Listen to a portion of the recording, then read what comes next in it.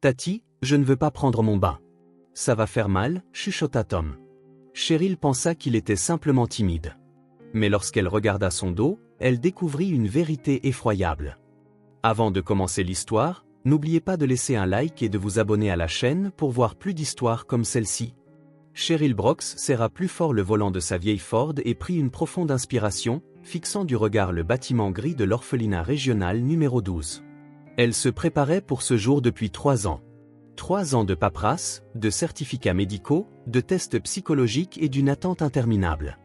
À 45 ans, elle avait depuis longtemps perdu l'espoir d'avoir ses propres enfants, mais le rêve de maternité ne l'avait jamais quittée. « Eh bien, Cheryl, enfin !» murmura-t-elle en rajustant ses cheveux dans le rétroviseur. Son sac à main contenait tous les documents nécessaires. À la maison, une chambre d'enfant l'attendait, meublée au fil des mois, chaque jouet et chaque livre soigneusement choisi. Le vent froid d'octobre lui fouetta le visage lorsqu'elle sortit de la voiture. L'orphelinat avait un air morne, la peinture des murs s'écaillait, des barreaux couvraient les fenêtres. Dans la cour, une balançoire grinçait, seule. Cheryl frissonna, mais pas à cause du froid. Les lourdes portes furent ouvertes par une femme âgée en blouse blanche. « Vous êtes Brooks ? Entrez. On vous attend déjà, » dit-elle sans un sourire avant de la conduire dans un long couloir qui sentait l'eau de Javel et quelque chose d'autre que Cheryl ne put identifier. Dans le bureau de la directrice, Miranda Rodriguez, flottait une odeur de parfum bon marché et de tabac. Rodriguez elle-même, une femme corpulente d'une 50aine d'années aux cheveux teints en roux, l'accueillit avec un sourire de convenance. « Je vous en prie, asseyez-vous. Alors, vous êtes ici pour Tom ? C'est un bon garçon. Calme. 8 ans, en bonne santé. » Elle feuilleta un épais dossier. Ses parents sont morts dans un accident quand il avait 4 ans. Il est avec nous depuis. Il s'adaptera vite. Les enfants de son âge ont une grande capacité d'adaptation. Cheryl hocha la tête. L'anxiété lui serra la gorge. Des années dans un orphelinat, une éternité pour un enfant. Puis-je le voir ? Bien sûr. Bien sûr. Cassandra, appela la directrice dans le couloir. La surveillante apparut, la même femme en blouse. Amenez Tom. L'attente parut interminable. Cheryl tripotait nerveusement l'anse de son sac, écoutant les bruits derrière la porte. Des enfants jouaient quelque part. Quelqu'un pleurait. Des bols s'entrechoquaient dans la cafétéria.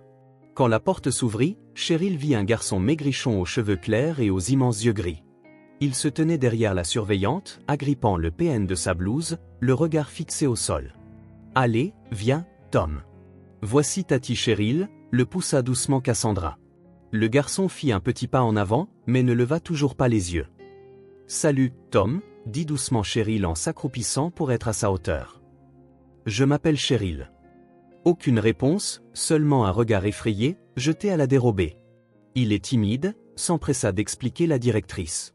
« Mais gentil, obéissant.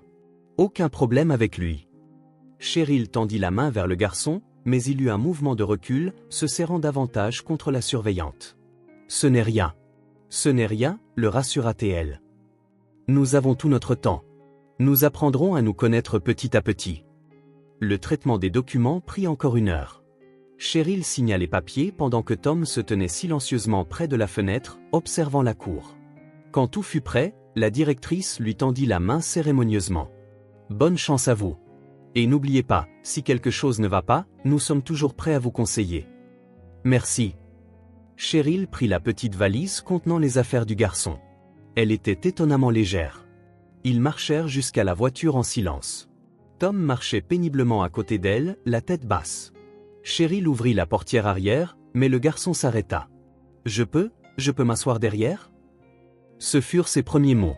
« Bien sûr, comme tu préfères. » Pendant tout le trajet jusqu'à Springfield, Tom resta silencieux, le nez collé à la vitre. Cheryl essaya d'engager la conversation. Elle lui parla de la maison, de l'école qu'il fréquenterait et du parc voisin. Parfois, ses yeux gris brillaient dans le rétroviseur, mais il ne répondait pas. « Tom, as-tu faim ? On s'arrête pour manger ?» demanda-t-elle alors qu'ils étaient à une demi-heure de la maison. « Non, » répondit doucement le garçon. « Mais à la maison, j'ai préparé ton plat préféré. Qu'est-ce que tu aimes ?» Un long silence. « Je ne sais pas. » Ces mots poignardèrent Cheryl en plein cœur. Un enfant de 8 ans qui ne sait pas ce qu'il aime manger. Quand ils arrivèrent à la maison, Tom sortit de la voiture et se figea sur le trottoir, contemplant le bâtiment de 2 étages aux encadrements de fenêtres sculptées et au petit jardin. « C'est notre maison, dit Cheryl. Maintenant, c'est aussi la tienne. » Le garçon hocha la tête, mais il n'y avait ni joie ni intérêt dans ses yeux. Seulement de la lassitude et quelque chose d'autre que Cheryl ne pouvait pas encore comprendre, quelque chose qui lui serra le cœur d'une anxiété inexplicable. En franchissant le seuil, Tom se figea dans le couloir, comme s'il n'osait pas avancer. Cheryl suspendit les vestes et se retourna. Le garçon se tenait exactement là où il s'était arrêté, serrant sa valise usée. « Entre. Ne sois pas timide, l'appela-t-elle gentiment. Tu veux que je te fasse visiter la maison ?» Tom hocha la tête en silence et la suivit prudemment dans le couloir, comme s'il traversait un champ de mine. Dans le salon, il s'arrêta, examinant avec curiosité les bibliothèques, le canapé moelleux aux coussins colorés et la télévision. Mais quand Cheryl lui proposa de s'asseoir, il secoua la tête. « Je préfère rester debout. »« Pourquoi ? Tu es fatigué du voyage. Assieds-toi, repose-toi. »« Je ne veux pas le salir, » murmura à peine le garçon. Cheryl s'accroupit à côté de lui. « Tom, c'est ta maison maintenant. Tu peux y faire tout ce que tu veux. T'asseoir où tu veux. Prendre ce que tu veux. Tu comprends ?» Il hocha la tête, mais elle voyait bien qu'il ne comprenait pas vraiment ou ne la croyait pas. La chambre d'enfant fit une impression encore plus forte. Tom se tenait sur le seuil, regardant le lit au drap vif, l'étagère avec les jouets et le bureau près de la fenêtre. Des images joyeuses étaient accrochées au mur, des ours en peluche, des lapins, des ballons. « Tout ça est à toi, » dit Cheryl. « Si quelque chose ne te plaît pas, on peut le changer. » Le garçon s'approcha de l'étagère et toucha délicatement un ours en peluche d'un doigt. Puis il retira vivement sa main, comme s'il s'était brûlé. « Je peux regarder ? » ?»« Bien sûr. Prends-le. Joe. C'est tout pour toi. » Mais Tom n'osa pas prendre le jouet dans ses mains. Il le regardait seulement de loin, comme une pièce de musée derrière une vitre. Le dîner fut encore pire. Cheryl avait mis la table dans la cuisine. Soupe, escalope avec purée de pommes de terre, compote de pommes. Elle ne tenait pas en place d'anxiété. Elle voulait que tout soit parfait pour que le garçon se sente chez lui. « Assieds-toi ici. » Elle avança une chaise. « Tu t'es lavé les mains ? Bon garçon. » Tom s'assit sur le bord de la chaise, le dos droit, les mains posées sur ses genoux. Cheryl plaça un bol de soupe devant lui. « Mange. Ne sois pas timide. Tu dois avoir faim après le voyage. » Le garçon prit une cuillère et commença à manger. Lentement, prudemment, comme si chaque cuillerée pouvait être la dernière. Il ne renversa pas une goutte, ne laissa pas tomber une miette, mangea dans un silence total. Cheryl le regardait, sentant son anxiété grandir. Les enfants ne mangent pas comme ça. Seulement ceux qui ont appris que la nourriture n'est pas un plaisir, mais une nécessité qui peut être retirée à tout moment. « C'est bon ? » ?»« Oui, » répondit brièvement Tom, mais il ne finit pas son bol. Il en laissa environ un tiers. « Fini. N'en laisse pas. Je me suis donné du mal. Je n'ai plus faim. » Il posa sa cuillère. Cheryl n'insista pas, bien qu'elle vit que le garçon était mince, manifestement sous-alimenté. À l'orphelinat, les portions étaient probablement petites. Après le dîner, elle proposa de regarder la télévision, mais Tom demanda à aller se coucher. Dans la chambre d'enfant, il resta longtemps debout près du lit, puis s'assit brusquement par terre, contre le mur. « Qu'est-ce que tu fais ? Le lit est prêt. Je préfère être ici. » « Pourquoi ici ? Le sol est froid et inconfortable. » Tom ramena ses jambes contre lui et les serra dans ses bras. « J'ai l'habitude. » Il y avait tant de soumission dans ces 2 mots que Cheryl sentit les larmes lui monter aux yeux. Elle apporta une couverture et un oreiller et les posa par terre, à côté du lit. « D'accord, comme tu veux. Mais si tu changes d'avis, le lit est toujours prêt. » Pendant la nuit, elle se leva plusieurs fois pour le voir. Tom dormait recroquevillé, serrant l'oreiller contre sa poitrine à 2 mains. Il avait un sommeil agité, se retournant et marmonnant dans son sommeil. Le matin, il se réveilla avant elle. Cheryl le trouva dans la cuisine. Il était assis sur la même chaise, les mains jointes sur les genoux, attendant. « Bonjour. Tu t'es levé tôt ? » ?»« Je ne sais pas. On va prendre le petit déjeuner. Je vais faire des crêpes. » Tom hocha la tête. Au petit déjeuner, il fut tout aussi prudent, mangeant lentement, soigneusement, laissant la moitié d'une crêpe. « Tom, est-ce qu'on te nourrissait bien à l'orphelinat ? » Le garçon haussa les épaules. Bien. Et que mangiez-vous? De la bouillie, de la soupe, du pain. De la bouillie tous les jours? Pas toujours. Le lundi et le jeudi, il y avait du poisson, le dimanche des escalopes. Cheryl hocha la tête. Apparemment, l'orphelinat avait un menu strict, et les enfants s'étaient habitués à manger à heure fixe, sans extra. Après le petit déjeuner, elle proposa de faire une promenade dans le quartier pour lui montrer les magasins, le parc et l'école. Tom accepta, mais resta près d'elle, s'éloignant à peine. Quand un chien passa en courant, il lui attrapa instinctivement la main et se serra contre elle. « N'aie pas peur, c'est Jessie, le chien du voisin. Elle est gentille », le rassura Cheryl. Mais le garçon ne lâcha pas sa main jusqu'à ce que le chien disparaisse au coin de la rue. Dans le parc, il observa longuement les enfants qui jouaient. Ils criaient, riaient, se poursuivaient sur les allées. Tom les observait avec une expression de quelqu'un qui regarderait des êtres d'une autre planète. « Tu veux jouer avec eux ?» demanda Cheryl. Il secoua la tête. « Pourquoi ? Ils ont à peu près ton âge. »« Je ne sais pas comment faire. »« Tu ne sais pas comment jouer ? Qu'est-ce que tu veux dire ?» Tom haussa les épaules et se détourna. Ils rentrèrent à la maison pour le déjeuner. Cheryl prépara une soupe aux boulettes de viande et des macaronis au fromage. Tom mangea avec le même comportement étrange. Prudemment, silencieusement, laissant de la nourriture dans son assiette. « Peut-être que tu te laveras avant de te coucher. » La poussière de la route, l'air de la ville. Et c'est là que se produisit la chose qui inquiéta vraiment Cheryl. Le visage du garçon se tordit de terreur. Il recula, se collant contre le mur. « Non, ne faites pas ça. Je ne veux pas. »« Tom, qu'est-ce qui ne va pas ? J'ai juste suggéré de prendre une douche. »« Non. » Il se couvrit le visage de ses mains. « Je serai sage. Je n'ai rien fait. » Cheryl s'agenouilla devant lui, mais n'osa pas le toucher. « Mon chéri, personne ne te force. D'habitude, les enfants se lavent avant de dormir. »« Je ne veux pas me laver, » murmura-t-il à travers ses doigts. « Ça va faire mal. »« Ça fait mal de se laver ?» Cheryl sentit un frisson lui parcourir l'échine. « D'accord. D'accord. On ne se lavera pas. Comme tu veux. » Tom baissa lentement les mains de son visage. Ses yeux étaient rouges. Des larmes striaient ses joues. « Vraiment ? On ne le fera pas ? » ?»« Vraiment. Seulement quand tu en auras envie. » Il hocha la tête et partit dans sa chambre. Cheryl resta dans la cuisine, essayant de comprendre ce qui se passait. L'enfant avait peur de l'eau. Peur au point de pleurer à la simple mention de se laver. Ce n'était pas normal. C'était complètement anormal. 4 jours s'étaient écoulés depuis l'arrivée de Tom chez Cheryl. 4 jours de petits déjeuners silencieux, de promenades prudentes et d'un sentiment constant que le garçon marchait sur le fil du rasoir.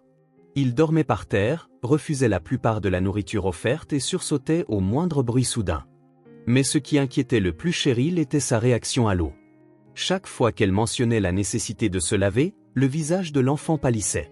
Et dans ses yeux, il y avait cette même terreur primale. Elle essaya différentes approches, suggérant de simplement se laver le visage, de se rincer les mains après une promenade, mais la réaction était toujours la même. Tom se refermait et commençait à trembler. Le mercredi après-midi, il revenait du terrain de jeu où le garçon avait accepté d'essayer les balançoires pour la première fois. Cheryl était heureuse de ce petit progrès quand l'inattendu se produisit. En passant près d'une fontaine dans le parc, Tom trébucha et tomba dans une flaque d'eau sale. Il se releva, trempé et souillé. Ses vêtements collaient à son corps et la panique se figea sur son visage. « Oh, mon chéri, pourquoi es-tu si maladroit ? Ce n'est rien. On va te changer à la maison et te nettoyer, » dit Cheryl, essayant de le calmer, lui et elle-même. Sur le chemin du retour, Tom marchait en silence, mais Cheryl voyait qu'il tremblait, que ce soit de froid ou de peur de ce qui allait arriver. À la maison, elle sortit des vêtements propres et une serviette. « Tom, on ne peut pas y échapper. Tu es complètement sale. Tu pourrais tomber malade. Tu dois te laver et te changer. Je serai très douce, je te le promets, » dit-elle d'un ton doux et persuasif. Le garçon se tenait au milieu de la salle de bain, tremblant comme une feuille. Cheryl fit couler de l'eau tiède et vérifia la température avec sa main. « Regarde, l'eau est chaude et agréable. On va juste te rincer rapidement, c'est tout. Tu veux que je te raconte une histoire pendant que tu te laves ? » « Tati Cheryl, je ne veux pas, » murmura Tom, les lèvres tremblantes. « Je peux juste me changer ? Je serai prudente, je te le jure, mon chéri. » Mais tu vois, tu es tout sale. Tes cheveux sont mouillés. Tu as des taches sur le visage. Tes vêtements sont trempés. Si tu ne te laves pas, tu vas certainement attraper un rhume. Et je ne veux pas que tu tombes malade, expliqua patiemment Cheryl, se préparant à une autre scène de larmes. Mais cette fois, Tom ne pleura pas. Il se tenait là, la regardant avec des yeux si perdus que le cœur de Cheryl se serra. D'accord, dit-il finalement, à peine audible. Juste, ne frottez pas trop fort et ne criez pas si je fais quelque chose de mal. Bien sûr que je ne crierai pas. Tom, je ne suis pas une méchante tante étrangère. Je suis la tienne. Je veux être ta maman. Cheryl s'accroupit à côté de lui. Les mamans ne crient pas sur leurs enfants pour des bêtises comme ça. Le garçon hocha la tête, ayant toujours l'air d'être mené à l'échafaud. Cheryl l'aida à se déshabiller, essayant de ne pas remarquer comment il se tendait à chaque contact. Quand ils enlevèrent son t-shirt, elle vit que le garçon était très mince, ses côtes saillantes, ses épaules pointues. « Je dois mieux le nourrir », pensa-t-elle. « D'accord, entre dans la baignoire. Je vais te verser de l'eau avec la douchette et tu restes juste immobile, dit Cheryl en prenant la douchette en main. Tom entra prudemment dans la baignoire, lui faisant face, et ferma les yeux très fort. Cheryl actionna un jet d'eau tiède et commença à la verser soigneusement sur ses épaules et sa poitrine. « Tu vois, rien d'effrayant. Tourne-moi le dos maintenant. On va te laver les cheveux ?» demanda-t-elle. Et c'est là que se produisit quelque chose qui changea tout. Quand Tom tourna lentement le dos, Cheryl vit ce qui fit trembler ses mains et laissa échapper la douche de ses doigts. Le dos du garçon était couvert de cicatrices.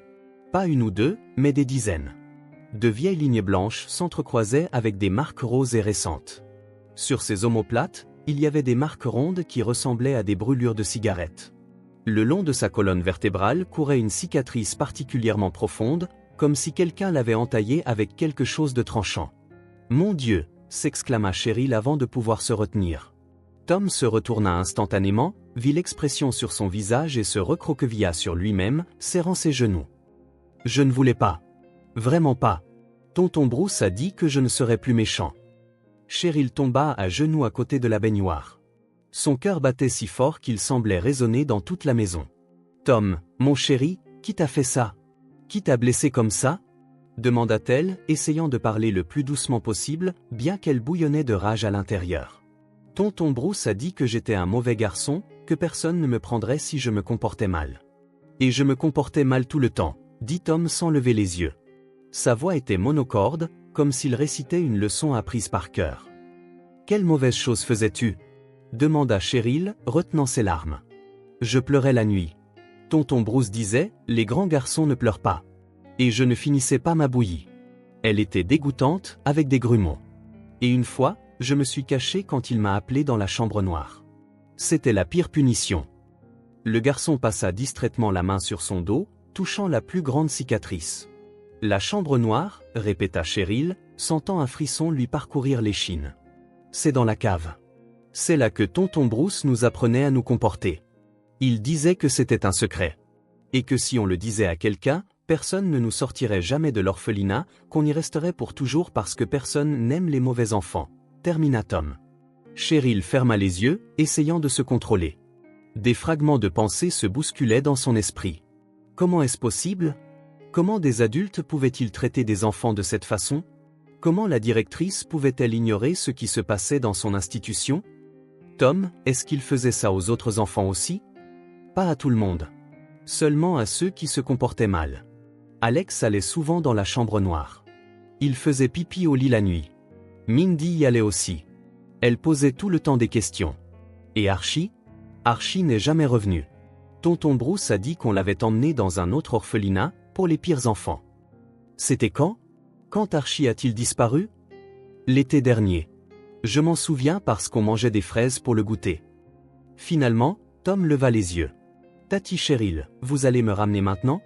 Tonton Bruce a dit que si les parents adoptifs découvrent la chambre noire, ils ne voudront pas d'enfants méchants. Cheryl tendit la main et serra doucement le garçon mouillé et tremblant. Non, mon chéri. Je ne te ramène nulle part. Tu restes avec moi pour toujours. Et tonton Bruce ? Tonton Bruce ne punira plus personne, dit-elle, la voix toujours aussi ferme. Elle ne savait pas encore exactement comment, mais elle était certaine qu'elle ferait tout pour que cet homme réponde de ce qu'il avait fait à des enfants sans défense. Cheryl ne dormit pas de la nuit. Tom dormait à sa place habituelle, par terre, enveloppé dans une couverture par-dessus la tête. Elle était assise dans un fauteuil à proximité, le regardant, luttant contre la tempête d'émotions dans sa poitrine. Rage, douleur, désespoir, tout s'en mêlait en un seul nœud qui l'empêchait de respirer. Chaque fois qu'elle fermait les yeux, l'image du dos mutilé du garçon lui apparaissait, et ses mains se serraient en poing. Au matin, elle avait un plan. Pendant que Tom mangeait son petit déjeuner par petites bouchées prudentes, Cheryl composa le numéro de l'orphelinat. De longues sonneries, puis la voix familière de la secrétaire. Orphelinat numéro 12. En quoi puis-je vous aider? Bonjour, c'est Cheryl Brooks. Je voudrais parler à Miranda d'une affaire très importante concernant Tom. Veuillez patienter. Je vous la passe. Cheryl entendit Tom poser délicatement sa cuillère sur la table, écoutant la conversation. Elle passa dans une autre pièce. Miranda à l'appareil. Brooks, quelque chose est arrivé au garçon? Il a du mal à s'adapter? La voix de la directrice était méfiante. Miranda, j'ai besoin de vous voir aujourd'hui, de préférence en personne. C'est une affaire très sérieuse. De quoi s'agit-il? Si vous avez des difficultés avec l'adaptation de l'enfant, je peux vous donner le contact d'un bon psychologue pour enfants. Il s'agit du fait que j'ai découvert de multiples signes de violence physique sur le corps de Tom. De vieilles cicatrices, des brûlures, des ecchymoses. Et le garçon m'a parlé d'un certain tonton Bruce et d'une chambre noire dans la cave, dit Cheryl lentement, en articulant clairement chaque mot. Il y eut un long silence. Si long que Cheryl commença à penser que l'appel avait été coupé. Cheryl Brooks, vous comprenez que Tom est arrivé chez nous à l'âge de 4 ans après un grave traumatisme, la perte de ses parents. Les enfants dans un tel état inventent souvent des histoires. Ils fantasment. Quant aux cicatrices, le garçon était très actif, il tombait et se blessait souvent. Miranda, interrompit Cheryl, je travaille dans les écoles depuis 20 ans. Je connais la différence entre les fantasmes d'enfants et les souvenirs traumatiques. Et je sais exactement la différence entre des cicatrices de chutes accidentelles et des signes de blessures intentionnelles. C'est pourquoi je viendrai vous voir aujourd'hui à 14 h et nous en discuterons en personne. Très bien. Venez. Mais je vous préviens, si vous comptez faire un scandale pour rien, à tout à l'heure. Cheryl raccrocha. Dans l'embrasure de la porte de la cuisine se tenait Tom, appuyé contre le cadre. Son visage était pâle, ses yeux grands ouverts. Tati Cheryl, vous allez vraiment à l'orphelinat? Oui, mon chéri. Je dois découvrir quelque chose. Oh, vous allez parler de tonton Bruce? Cheryl s'approcha de lui, s'accroupit et lui prit les mains. Tom, écoute-moi attentivement. Ce qu'ils t'ont fait à l'orphelinat était mal. Les adultes n'ont pas le droit de frapper les enfants, de leur faire du mal, de leur faire peur. Jamais, pour aucune raison. Et si des adultes font de telles choses, il faut les arrêter pour qu'ils ne fassent de mal à personne d'autre. Mais tonton Bruce a dit, tonton Bruce t'a menti. Tu n'es pas un mauvais garçon. Tu es un bon garçon, gentil et intelligent, qui a simplement été blessé par des gens cruels. Et ce n'est pas de ta faute. Tu comprends? Tom hocha la tête, mais l'anxiété persistait dans ses yeux. Et si vous leur dites et qu'ils me font y retourner? Ça n'arrivera pas. Je te le promets, tu n'y retourneras jamais. Avec seulement quelques heures avant le trajet vers l'orphelinat, Cheryl décida d'utiliser ce temps à bon escient. Elle alluma l'ordinateur et commença à chercher des informations en ligne.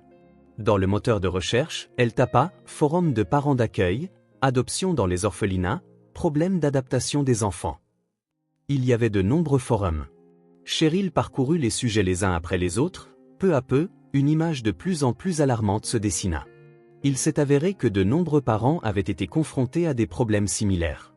Les enfants des orphelinats avaient peur de l'eau, sursautaient au contact et avaient des cicatrices et des marques inexpliquées. Dans un fil de discussion, elle tomba sur un message qui fit battre son cœur. « J'ai adopté une fille d'un orphelinat il y a 1 an. Elle panique toujours au bain, crie et pleure. Sur son corps, il y a de vieilles cicatrices que l'orphelinat a expliquées comme étant le résultat de jeux avec d'autres enfants. Mais le médecin a dit que de telles blessures ne pouvaient provenir que de violences intentionnelles. Quelqu'un a-t-il vécu quelque chose de similaire? Cheryl ouvrit le profil de l'auteur du message, Sarah Smith. Sous le message, il y avait plusieurs réponses. Il s'est avéré qu'il y avait de nombreux cas similaires.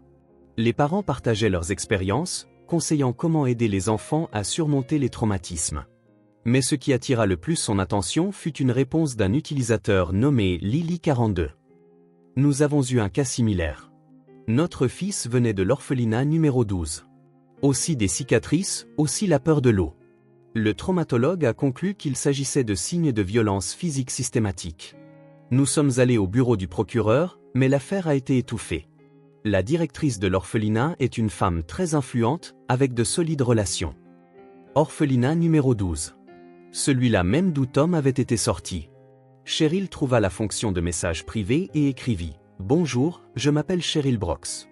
J'ai récemment adopté un garçon de l'orphelinat numéro 12 et j'ai rencontré exactement le même problème. Pourriez-vous me contacter? C'est très important. » La réponse arriva dans la demi-heure. Cheryl, organisons un appel.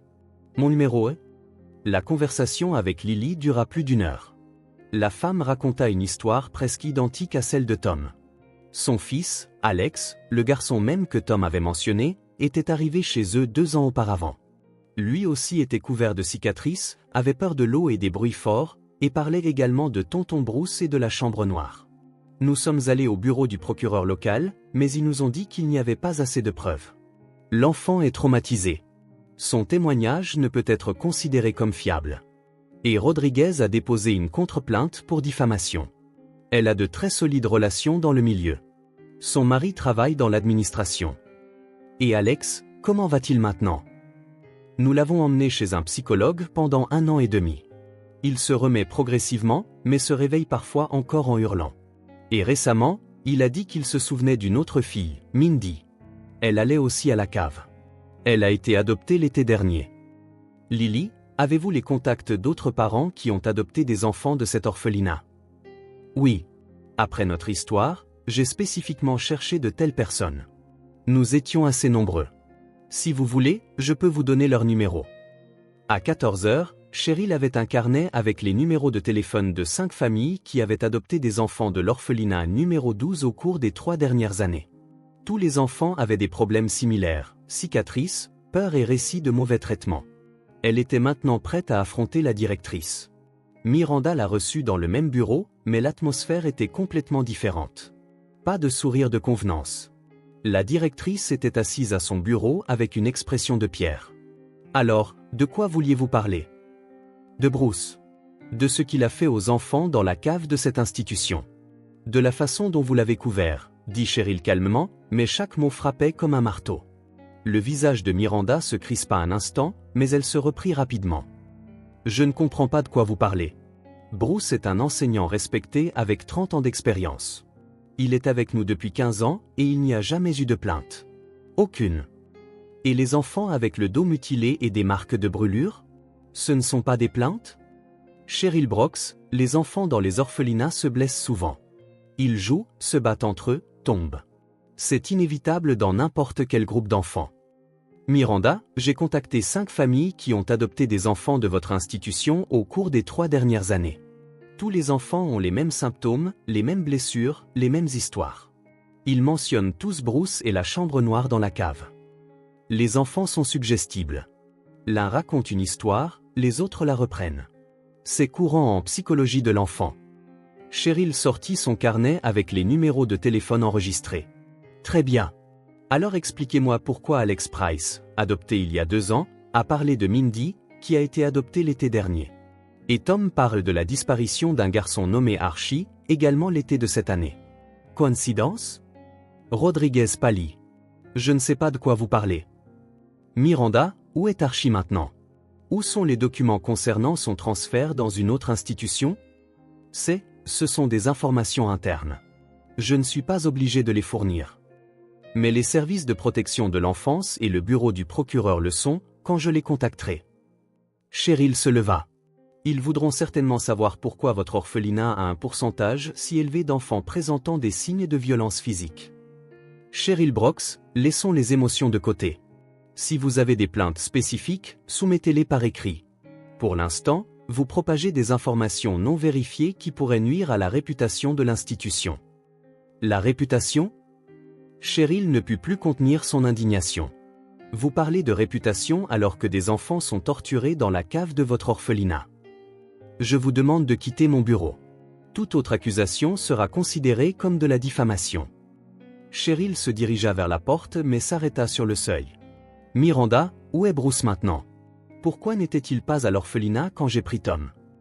Bruce est en vacances, répondit la directrice, bien que sa voix tremblât. Je vois. Des vacances très opportunes, je suppose. Après avoir quitté l'orphelinat, Cheryl resta assise dans sa voiture pendant plusieurs minutes, juste pour se ressaisir. La réunion confirmait ses pires craintes. La directrice savait ce qui se passait et couvrait le coupable. Mais maintenant, elle n'était plus seule. Elle avait les contacts d'autres familles affectées et les témoignages des enfants. La question principale restait, comment faire en sorte que les autorités prennent cette affaire au sérieux? Sur le chemin du retour, Cheryl s'arrêta dans une pharmacie et acheta tout le nécessaire pour soigner les blessures, peroxyde d'hydrogène, solution antiseptique et bandages stériles. Puis elle alla dans une papeterie pour acheter de grandes feuilles de papier à dessin et des crayons de couleur. Elle élaborait un plan pour rassembler des preuves irréfutables, mais pour cela, elle avait besoin de l'aide de Tom. À la maison, le garçon l'accueillit dans le couloir, comme toujours pressé contre le mur. « Tati Cheryl, avez-vous parlé à Tati Miranda ?»« Oui, mon chéri. S'il te plaît, assieds-toi. Nous devons avoir une conversation sérieuse. » Tom s'assit prudemment sur le bord du canapé, les mains jointes sur les genoux. Cheryl s'assit à côté de lui, mais pas trop près pour ne pas l'effrayer. « Tom, te souviens-tu que je t'ai dit que tonton Bruce faisait quelque chose de mal? Que les adultes ne devraient pas frapper les enfants ni leur faire de mal. » Le garçon hocha la tête. « Eh bien, il s'avère qu'il ne te faisait pas de mal qu'à toi. Il y a d'autres enfants qu'il punissait aussi dans la chambre noire. Et pour l'arrêter, pour qu'il ne puisse plus faire de mal à personne, nous devons le dire à des gens spéciaux, des policiers qui protègent les enfants des méchants adultes. » Tom se recroquevilla en une petite boule. « Mais alors tout le monde saura que je suis un mauvais garçon. »« Non, mon chéri. Tout le contraire. Tout le monde verra quel garçon courageux tu es, qui a aidé à protéger d'autres enfants. Écoute, te souviens-tu d'Alex qui allait aussi dans la chambre noire? Je me souviens, il pleurait beaucoup la nuit. De bonnes personnes l'ont adopté aussi, tout comme je t'ai adopté. Et tu sais quoi? Sa nouvelle maman a aussi appris pour tonton Bruce. Elle n'a pas renvoyé Alex. Au lieu de cela, elle a commencé à le protéger. Parce que les bons adultes protègent les enfants. Ils ne leur font pas de mal. » Cheryl vit quelque chose ressemblant à de l'espoir apparaître lentement dans les yeux du garçon. « Et qu'est-ce qu'on doit faire? » D'abord, je dois te montrer à un médecin. Un médecin spécial qui étudie les blessures et peut dire avec précision d'où viennent tes cicatrices. Ensuite, si tu es d'accord, tu parleras à la police de la chambre noire. Mais tu ne seras pas seul. Je serai juste là avec toi. Tom resta silencieux un long moment, réfléchissant à ses paroles. « Elena, vous avez dit qu'il y a d'autres enfants. Où est Elena? » « Je ne sais pas, mon chéri. Peut-être que de bonnes personnes l'ont adoptée aussi. Ou peut-être qu'elle est toujours à l'orphelinat. Mais si nous parlons de tonton Bruce, nous pourrons le savoir. »« D'accord, » dit finalement Tom. « Mais vous serez vraiment avec moi? »« Absolument. Je ne te quitterai pas d'une semelle. » Le lendemain, Cheryl prit rendez-vous avec Patrick Griffin, un traumatologue avec 30 ans d'expérience, recommandé par Lily Price. C'était le même médecin qui avait examiné Alex et donné une évaluation de la nature de ses blessures. Patrick s'avéra être un homme aux cheveux gris d'environ 60 ans, avec des yeux bienveillants derrière ses lunettes. Il expliqua patiemment à Tom qu'il allait juste l'examiner comme un médecin normal et ne lui ferait rien de douloureux. L'examen dura environ 1 heure. Le médecin étudia attentivement chaque cicatrice, les photographia avec un appareil spécial et nota les détails dans un dossier médical. Tom se comporta courageusement, ne sursautant qu'occasionnellement lorsque le médecin touchait des endroits particulièrement douloureux. « Cheryl Brooks, pourriez-vous sortir quelques minutes? Je dois parler à Tom en tête-à-tête, demanda le médecin. Cheryl regarda le garçon avec anxiété, mais il hocha la tête. « C'est bon. N'inquiète pas. » Elle passa 10 minutes tendue derrière la porte, essayant d'entendre ce qu'il disait, mais seules des voix étouffées parvenaient. Quand le médecin la rappela, Tom était déjà habillé et semblait calme. « Eh bien, j'ai le rapport pour vous, » dit Patrick en tendant plusieurs feuilles à Cheryl. Le corps de l'enfant présente 37 blessures différentes. Les cicatrices linéaires sur le dos sont des traces de coups de ceinture ou d'un objet similaire. Les brûlures brunes sur les omoplates sont des brûlures de contact, probablement de cigarettes. La cicatrice le long de la colonne vertébrale provient d'une coupure profonde avec un objet tranchant. Cheryl lut le rapport, les mains tremblantes. Docteur, l'âge de ces blessures est-il différent? Oui. Les plus anciennes datent d'environ 4 ans, les plus récentes d'environ 6 mois. Cela signifie que les abus étaient systématiques sur une longue période. Ces blessures auraient-elles pu se produire accidentellement? Par des chutes, des bagarres avec d'autres enfants? Patrick secoua la tête. Impossible. Le type, l'emplacement et la profondeur des blessures indiquent clairement des violences intentionnelles de la part d'un adulte. De plus, à en juger par l'emplacement des blessures, l'enfant était probablement maîtrisé lorsque les dommages ont été infligés. Cheryl ferma les yeux, essayant de réprimer la nausée qui lui montait à la gorge. Et encore une chose, ajouta doucement le médecin.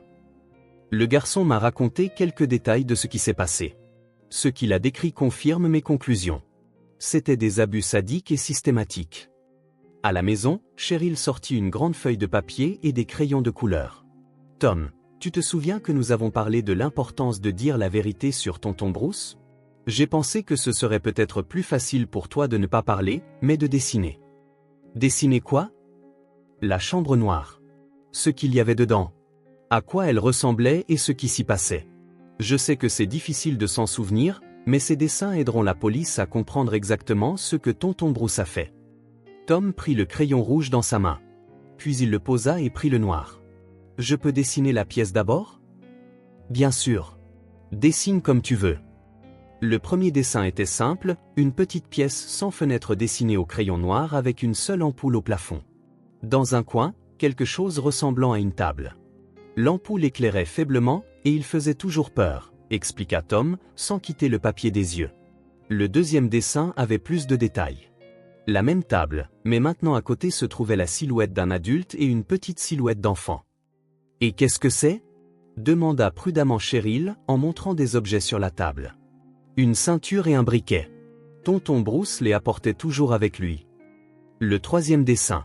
Tom dessina longtemps, s'arrêtant souvent, effaçant des parties avec une gomme. Il montrait la même pièce, mais maintenant la petite silhouette était allongée sur la table, et l'adulte se tenait à côté avec la main levée. Il disait que ça ne ferait pas mal si on ne résistait pas. Mais ça faisait quand même mal, dit doucement le garçon. Le soir, ils avaient toute une pile de dessins. Chacun racontait une partie de l'horrible histoire. Cheryl nota soigneusement chaque date, heure, et l'explication de Tom. Le soir, après que le garçon se fut endormi, elle s'assit de nouveau devant l'ordinateur. Lily Price lui avait envoyé les contacts des autres parents d'accueil, et maintenant Cheryl les appelait méthodiquement, leur suggérant d'unir leurs forces. La conversation avec Sarah Smith fut particulièrement importante. Sa fille Mindy, la même fille que Alex et Tom avaient mentionnée. Sarah a dit qu'elle a toujours peur du noir et ne peut pas dormir seule, et elle a des cicatrices de corde sur les bras. Le médecin a dit qu'elle avait été attachée. Quand je lui demande, elle parle de tonton Bruce et d'un garçon nommé Tom qui pleurait aussi dans la chambre noire. Sarah, avez-vous signalé cela quelque part? À la police locale. Ils ont dit que ce n'était pas de leur juridiction. L'enfant vient de Springfield et qu'il fallait y aller. Oui. Et l'avocat a dit que le témoignage d'un seul enfant n'est pas suffisant. Mais si nous sommes nombreux, si nous déposons une plainte collective, alors c'est une autre histoire. Ce n'est plus un cas isolé, mais un système. À la fin de la semaine, Cheryl avait un dossier avec les rapports médicaux de 5 enfants, les dessins de Tom et les déclarations écrites des autres enfants enregistrés par leurs parents d'accueil. Toutes les histoires étaient étonnamment similaires. La même pièce, les mêmes méthodes de punition, la même personne. Il ne restait plus qu'à trouver un avocat qui prendrait l'affaire et déposerait une plainte collective auprès du bureau du procureur. Tom, dit Cheryl pendant le dîner, tu te souviens que tu as posé des questions sur les autres enfants? Eh bien, j'ai retrouvé Alex et Mindy. Ils vivent dans de bonnes familles. On les aime et on les protège. Et tu sais quoi? Leurs mamans veulent aussi punir tonton Bruce. Nous irons tous ensemble à la police et nous dirons la vérité.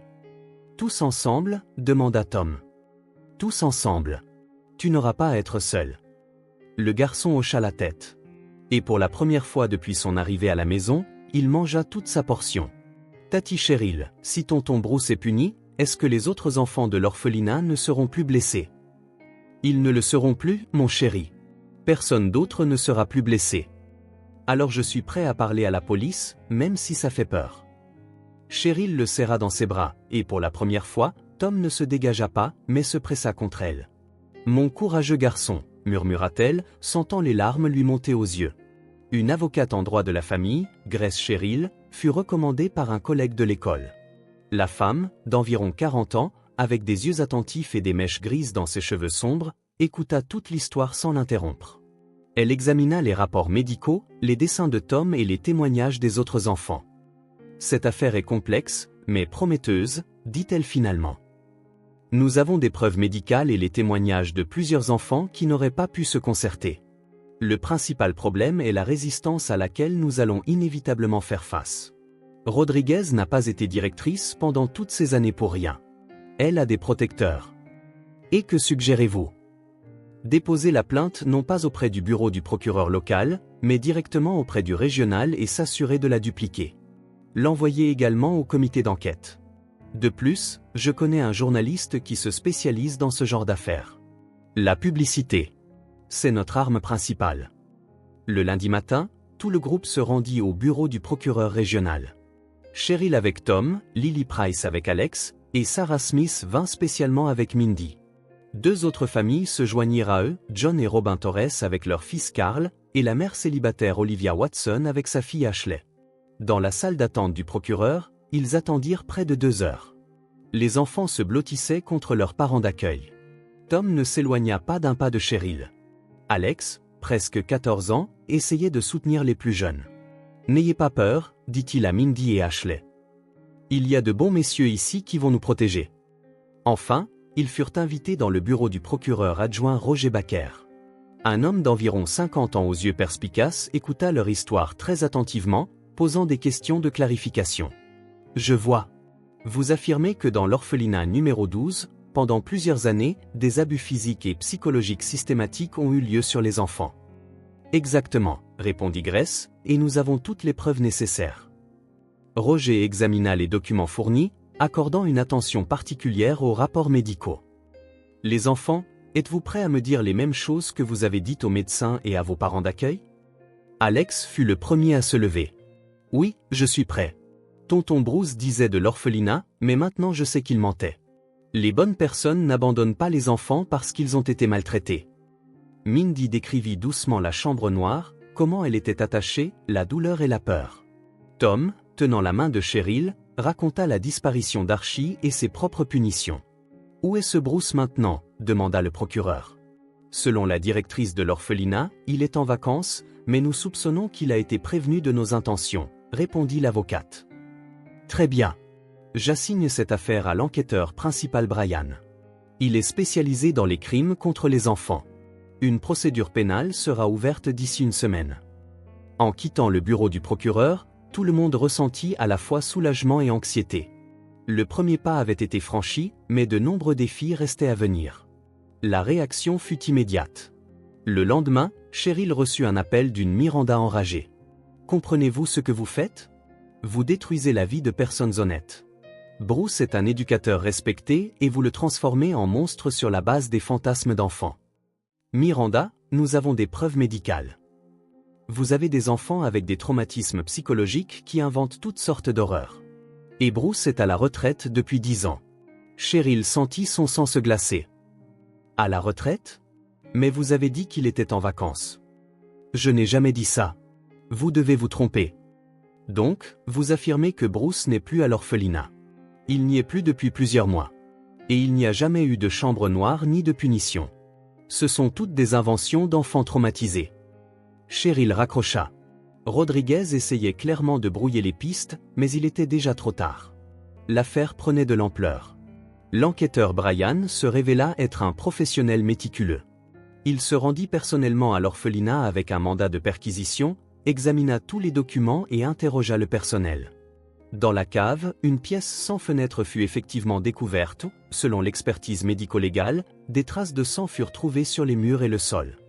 Bruce fut localisé une semaine plus tard dans une région voisine, dans un village chez des parents. Lors d'une perquisition à son domicile, des photographies furent saisies qui convainquirent définitivement les enquêteurs de sa culpabilité. Les photos montraient des enfants de l'orphelinat dans cette même pièce du sous-sol. Les entretiens avec les enfants furent menés dans une salle spéciale équipée pour travailler avec des témoins mineurs. Cheryl était assise à côté de Tom, lui tenant la main pendant qu'il racontait tous les détails à l'enquêteur. Tonton Bruce disait que si on le disait à quelqu'un, on nous enverrait dans un internat pour mauvais enfants, ou ce serait encore pire. Et Archie? Archie a dit qu'il le dirait quand même à ses nouveaux parents, et le lendemain, il avait disparu. Où penses-tu qu'Archie est maintenant? Je ne sais pas. Tonton Bruce a dit qu'on l'avait emmené dans un autre orphelinat. Mais je pense qu'il l'a tué. La recherche d'Archie commença immédiatement. Le garçon avait en effet disparu de l'orphelinat en juillet, mais aucun document concernant son transfert ne put être trouvé. Rodriguez affirma que les dossiers avaient été perdus lors du déménagement des archives. Pendant ce temps, la journaliste Vivant, que l'avocate avait contactée, commença sa propre enquête. Son article « La maison des horreurs », comment les orphelins étaient torturés dans un orphelinat, fut publié dans le journal régional et immédiatement repris par les médias fédéraux. La réaction fut instantanée. De nouveaux signalements commencèrent à arriver au bureau du procureur régional. Il s'avéra qu'il y avait bien plus d'anciens résidents de l'orphelinat numéro 12 avec des traumatismes similaires qu'on ne le pensait initialement. Mais le témoignage le plus crucial vint de Barbara, une ancienne surveillante de l'orphelinat qui avait démissionné 2 ans plus tôt. Je savais ce qui se passait dans la cave, mais j'avais trop peur de parler. Rodriguez m'a menacé de ne plus trouver de travail si je propageais des rumeurs. Et j'ai une fille handicapée. J'avais désespérément besoin de ce travail, raconta-t-elle à l'enquêteur. Qu'avez-vous vu exactement? Bruce emmenait les enfants à la cave sous prétexte de travail éducatif. Il prétendait utiliser une méthode spéciale pour les adolescents difficiles. Les enfants revenaient battus et effrayés, mais la directrice interdisait toute intervention. Et l'incident de la disparition de l'enfant en était? Barbara se mit à pleurer. Archie, c'était un bon garçon. Intelligent. Bruce ne l'aimait pas beaucoup. Disait qu'il posait trop de questions. En juillet, Archie devait aller chez ses parents d'accueil, mais la veille, on l'a emmené à la cave. Je ne l'ai plus jamais revu. Et qu'a dit l'administration? Rodriguez a prétendu que le garçon s'était enfui en route vers sa nouvelle famille, mais je sais qu'Archie rêvait d'avoir une famille. Il ne se serait jamais enfui. Miranda fut arrêtée 1 mois après le début de l'enquête. Bruce était déjà en prison et fournissait progressivement des témoignages. Il devint clair que la chambre noire était utilisée depuis plusieurs années et que des dizaines d'enfants y étaient passés. Le corps d'Archie Smith fut retrouvé dans la forêt à 20 mètres de l'orphelinat. L'autopsie révéla que le garçon était mort de blessures internes incompatibles avec la vie. Tom fut dévasté par la nouvelle. Pendant plusieurs jours, il ne parla ni ne mangea, assis dans le coin de sa chambre, dessinant avec un crayon noir. « C'est de ma faute », dit-il finalement à Cheryl. « Si j'avais protégé Archie à ce moment-là ?»« Non, mon chéri, ce n'est pas de ta faute. Tu étais un enfant. Tu ne pouvais ni le protéger, ni te protéger toi-même. Seuls les adultes cruels qui vous ont maltraité sont à blâmer. Et si nous n'avions pas parlé à la police, Archie serait toujours en vie. » Non, Tom. Archie est mort cet été-là. Mais le fait que nous ayons dit la vérité a permis de le retrouver et de punir le tueur, et maintenant, d'autres enfants seront en sécurité. Le procès commença au printemps suivant. Cheryl et Tom assistèrent à chaque session. Le garçon avait beaucoup changé au cours de ces mois. Il était devenu plus confiant, avait commencé à sourire et n'avait plus peur de l'eau ni des bruits forts. Plus important encore, il avait commencé à appeler Cheryl maman. Bruce écopa de 20 ans dans une prison de haute sécurité. Rodriguez fut condamné à 7 ans pour négligence ayant entraîné des conséquences graves. L'orphelinat fut fermé et ses résidents furent transférés dans d'autres institutions sous la stricte surveillance du bureau du procureur. « Maman, est-ce que tout va bien maintenant ?» demanda Tom alors qu'il quittait le palais de justice après l'annonce du verdict. « Oui, tout va bien maintenant, mon fils. » La justice avait prévalu. 1 an après le procès, Cheryl était dans la cuisine en train de préparer le petit déjeuner, écoutant Tom chanter sous la douche à l'étage. 6 mois plus tôt, elle n'aurait pas pu imaginer que ce garçon effrayé et silencieux serait un jour insouciant sous le jet d'eau. Maintenant, il pouvait passer des heures à barboter dans la baignoire, jouant avec les jouets en caoutchouc qu'ils avaient achetés ensemble au magasin. « Maman, qu'est-ce qu'on mange pour le petit déjeuner ?» cria Tom en descendant les escaliers, les cheveux encore mouillés et un large sourire sur le visage. « Des crêpes avec de la confiture et du fromage blanc. Tes préférés. » « Youpi !» Je peux me servir mon lait tout seul? Bien sûr. Cheryl regarda son fils verser soigneusement du lait dans un verre, son cœur se remplissant de chaleur. Le mot fils sonnait maintenant naturel. L'adoption officielle avait eu lieu 3 mois plus tôt. Tom était son garçon, sa famille. Après le petit déjeuner, il se dirigeait vers le bureau de la fondation Cœur d'enfant, que Cheryl avait créé avec l'argent de la vente de sa maison de campagne. Au début, ce n'était qu'une idée pour aider les enfants victimes de maltraitance dans les orphelinats, mais le projet avait progressivement grandi. Le bureau se trouvait dans un local loué au centre de Springfield, 3 petites pièces, une réception, le bureau de Cheryl et une salle de jeu pour les enfants. Au mur étaient accrochés des dessins des protégés de la fondation, des images vives et joyeuses au lieu des sombres croquis que les enfants dessinaient au début. Bonjour, les salua Cheryl. La bénévole Kelly, une retraitée et ancienne enseignante qui aidait à la paperasse. Bonjour. Qui vient aujourd'hui? À 10 h, la famille Barnes avec Chloé. À 12 h, le psychologue tiendra une session de groupe. Et à 14 h, vous avez une réunion avec les représentants du département régional de l'éducation. Au cours de l'année d'existence de la fondation, 47 familles avaient été aidées. Cheryl et son équipe de spécialistes, psychologues, médecins, avocats aidaient les parents d'accueil à faire face aux séquelles des traumatismes chez les enfants. Ils organisaient des réunions de groupe où les familles partageaient leurs expériences, des consultations individuelles et des séances de traitement. Plus important encore, ils avaient obtenu des changements dans le système. Désormais, tous les orphelinats de la région étaient sous une surveillance plus stricte. Des psychologues travaillaient dans chacun d'eux et des inspections régulières étaient menées. Une ligne d'assistance téléphonique pour enfants avait été créée où les enfants pouvaient signaler tout abus. « Maman, est-ce qu'Alex vient aujourd'hui » demanda Tom, s'installant dans la salle de jeu avec un jeu de construction. « Oui, il sera à la session de groupe. Et Mindy vient aussi avec sa mère, Sarah. » Les retrouvailles des anciens amis étaient toujours spéciales. Les enfants qui avaient enduré les horreurs de l'orphelinat ensemble étaient maintenant des écoliers ordinaires dans des familles aimantes. Ils jouaient, riaient, faisaient des projets pour l'avenir et se souvenaient parfois du passé, mais sans la peur panique qu'ils avaient autrefois ressentie. Alex, qui avait maintenant 15 ans, était devenu le leader informel du groupe. Il aidait les plus jeunes, ceux qui commençaient tout juste leur chemin de guérison. Le mois dernier, une famille qui avait adopté un garçon d'un orphelinat de la région de Tamboff les avait contactés. L'enfant avait exactement les mêmes symptômes, peur de l'eau, cicatrices sur le corps et cauchemar. « N'aie pas peur », dit Alex au nouveau venu.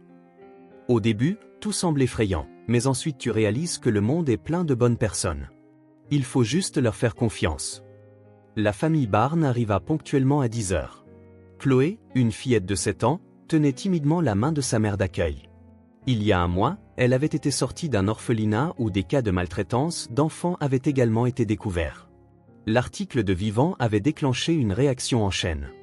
Les orphelinats à travers le pays étaient inspectés, et beaucoup présentaient des violations similaires. « Comment ça se passe à la maison » demanda Cheryl, installant la famille dans son bureau. « Mieux » répondit Leslie. Chloé a commencé à manger normalement, a cessé de sursauter à chaque bruit, mais elle ne peut toujours pas dormir seule. « Tu te souviens comment c'était pour nous les premiers mois » Cheryl sourit à Tom, qui écoutait derrière la porte. « Tu dormais par terre aussi, et tu avais peur d'être seule, n'est-ce pas » demanda Chloé, surprise. « Et maintenant, j'ai la plus belle chambre du monde, et je dors dans un grand lit avec un ours en peluche » répondit fièrement Tom. « Et maman me lit des histoires avant de dormir. »« On me lira des histoires aussi ?»« Bien sûr qu'on le fera » l'assura Leslie. « Tu veux commencer aujourd'hui ?» La session de groupe avec le psychologue se déroula sous une forme ludique. Sarah, une jeune femme aux yeux bienveillants, savait comment atteindre chaque enfant. Aujourd'hui, ils dessinaient la maison de leurs rêves. Chaque enfant représentait comment il imaginait sa famille idéale. Tom dessina une maison à 2 étages avec de grandes fenêtres, un jardin et des balançoires dans la cour. À côté de la maison se trouvaient 2 silhouettes, une grande et une petite se tenant la main. « Qui est-ce » demanda le psychologue. « C'est moi et ma maman. On va à l'école. Je suis déjà en 3e année et j'ai plein d'amis. Et quelle est la chose la plus importante dans la maison de tes rêves » Tom réfléchit un instant. Que personne ne fasse de mal à personne et que tout le monde dise toujours la vérité. Après la session, Lily Price s'approcha de Cheryl. Au cours de l'année écoulée, elles étaient devenues des amies proches, s'appelant souvent et partageant leurs expériences parentales. Cheryl, j'ai des nouvelles. Tu te souviens quand nous avons discuté de la création d'un centre de réadaptation pour les enfants des orphelinats? Bien sûr que je m'en souviens. Eh bien, j'ai trouvé un investisseur. Un homme d'affaires local est prêt à fournir des fonds pour acheter un bâtiment et de l'équipement. Il veut que le centre porte le nom d'Archie Smith. Cheryl sentit une boule se former dans sa gorge. Il se souvenait toujours d'Archie. Sa photographie était accrochée dans le bureau de la fondation et chaque année, le jour de son anniversaire, ils organisaient un événement en sa mémoire. C'est une idée merveilleuse. Que faut-il faire? Rédiger une proposition de projet. Rassembler une équipe de spécialistes. Je pense qu'un tel centre est nécessaire non seulement dans notre région, mais aussi dans les régions voisines. La réunion avec les représentants du département de l'éducation se déroula de manière constructive. Les fonctionnaires écoutèrent attentivement la proposition de Cheryl d'améliorer le système de surveillance des orphelinats. Cheryl Brooks, votre expérience est inestimable. Nous sommes prêts à inclure votre fondation dans le programme régional de protection de l'enfance, déclara le chef du département. Merci. Mais je veux ajouter une autre suggestion. Il devrait y avoir un système de soutien psychologique obligatoire pour toutes les familles d'accueil pendant la première année. Non pas pour surveiller les parents, mais pour aider à l'adaptation. Idée intéressante. Travaillons sur les détails. Le soir, à la maison, Tom faisait ses devoirs à son bureau dans sa chambre tandis que Cheryl préparait le dîner. La maison était remplie d'une atmosphère calme et mesurée de vie de famille. Ses dessins et ses certificats scolaires étaient affichés sur le réfrigérateur, et des livres et des jouets garnissaient les étagères. « Maman, tu te souviens de la première fois que je t'ai appelée maman ?» demanda soudain Tom, levant les yeux de son cahier. « Je m'en souviens, » sourit Cheryl. « C'était au bureau du procureur quand tu donnais ton témoignage. Tu as dit, ma maman sera avec moi. Et tu te souviens de ce que tu as fait alors? » J'ai pleuré, sourit Cheryl. Juste là, dans le bureau de l'enquêteur. Et tu as compris que j'étais vraiment ta maman parce que seules les mamans pleurent des larmes de joie. Pendant le dîner, ils discutèrent des projets du week-end. Demain, Tom voulait aller au cinéma avec ses camarades de classe, et dimanche, il prévoyait de se rendre sur la tombe d'Archie. C'était devenu une tradition. Une fois par mois, ils allaient au cimetière, apportaient des fleurs et racontaient aux garçons ce qui se passait à la fondation. « Maman, quand je serai grand, est-ce que je pourrai aussi aider les enfants, comme toi? Si tu le veux, tu pourras choisir n'importe quelle profession qui te plaît. Je crois que je deviendrai psychologue comme Tati Sarah. J'aiderai les enfants à ne pas avoir peur. C'est une merveilleuse idée, mon fils. » Avant de dormir, Cheryl, comme toujours, lut une histoire à Tom. Ce soir, il terminait Cendrillon. Le garçon était couché dans son lit, blotti sous une couverture chaude, écoutant attentivement. « Maman, est-ce que notre histoire a aussi eu une fin heureuse? » « Pourquoi penses-tu ça? » « Eh bien, c'était mauvais, puis c'est devenu bon, et les méchants ont été punis comme dans un conte de fées. » Cheryl ferma le livre et embrassa son fils sur le front. « Tu sais, je pense que notre histoire n'est pas la fin d'un conte de fées, mais son commencement. Nous avons encore tellement de choses devant nous. Tu vas grandir, apprendre, te faire de nouveaux amis, avoir de nouveaux rêves, et je serai à tes côtés, fier de toi. Et notre fondation aidera d'autres enfants? Certainement. Et peut-être que quand je serai grand, je voudrais en faire partie aussi. Tu le feras, parce que chaque enfant mérite une maman qu'il aime. » Cheryl éteignit la lumière et quitta la pièce. Dans le couloir, elle s'arrêta et écouta.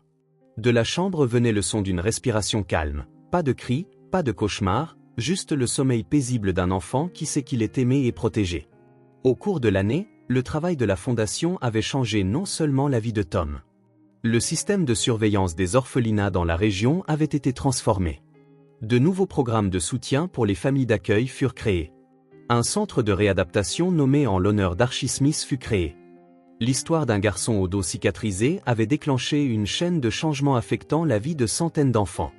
Mais le plus grand changement avait eu lieu dans le cœur même de Cheryl. Elle avait gagné non seulement un fils, mais un but dans la vie.